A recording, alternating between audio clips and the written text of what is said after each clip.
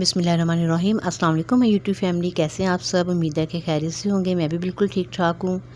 आज मैं आपके लिए जो रेसिपी लेके आई हूँ वो है पेशावरी चपली कबाब। ये चपली कबाब बहुत इजी तरीके से बनाएंगे। इसके लिए मैंने तकरीबन 2 kg के करीब मेरे पास कीमा है। इसको मैंने एक दफ़ा से और चॉपर में से इसको ब्रीक कर लिया है।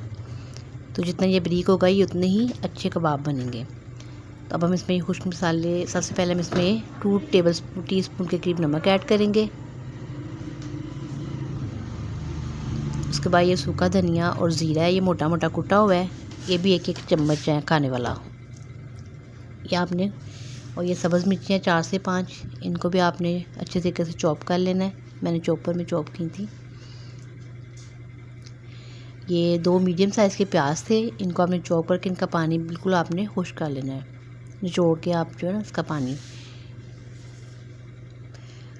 अब ये खुश्क मसालों में ये नारदाना है 1 टेबलस्पून, सुरख मिर्च पिसी हुई 1 टेबलस्पून, सफ़ेद मिर्च और काली मिर्च हाफ टीस्पून, सूखा धनिया 1 टेबलस्पून और ये कुटी लाल मिर्च थोड़ी ज़्यादा जाएगी, तकरीबन ये 1.5 टेबलस्पून के करीब है, ये हम इसमें ऐड करेंगे।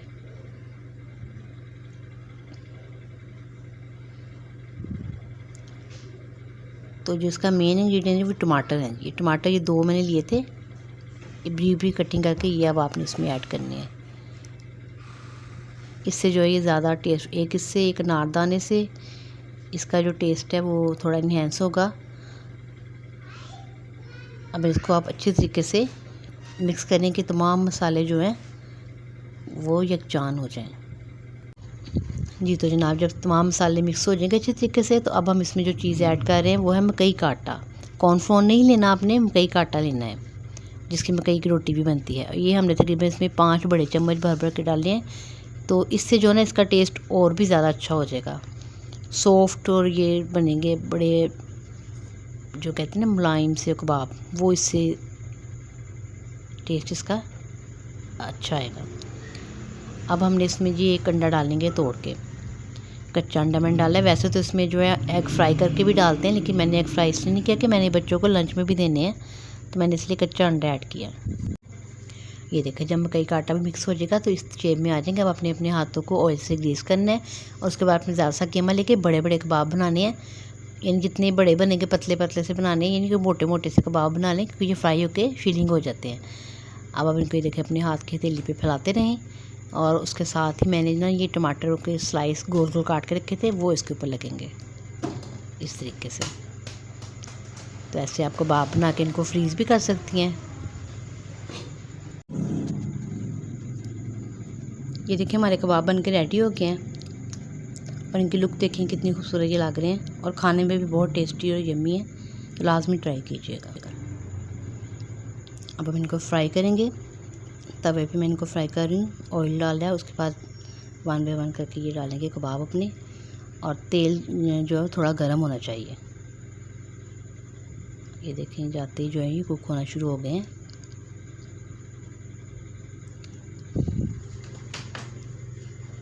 तो आपने चम्मच से थोड़ा इनको प्रेस करते रहना, ताकि ये अच्छी तरह अंदर से भी जो है वो पक जाए। 5 से 10 मिनट में ये कबाब आपके फ्राई होकर रेडी हो जाएंगे।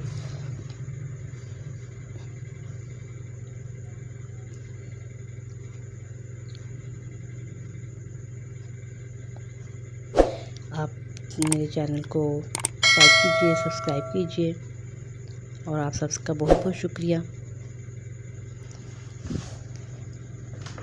मेरी वीडियोस को पसंद करने का।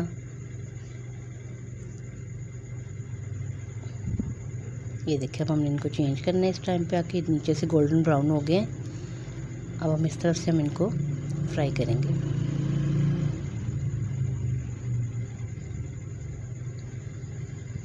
मीडियम फ्लेम पे आपने इनको फ्राई करना है। ना फ्लेम आपका ज़्यादा तेज़ होना चाहिए, ना स्लो होना चाहिए। ये देखिए इनको प्रेस करते रहें। ये देखिए जी हमारे कबाब जो पक के रेडी हो गए। ये मैंने इस तरह छोटी प्लेट रेडी की थी, टमाटर के स्लाइस और प्याज और लेमन और सब्ज़ मिर्च, इसका मैंने चटनी भी बनाई थी, वो मैं आपके साथ भी कभी शेयर करूँगी। तो कल फिर मिलेंगे नेक्स्ट वीडियो में। तब तक के लिए अल्लाह हाफिज़। अपना ख्याल रखिएगा और मुझे अपनी दुआओं में याद रखिएगा। Bye bye.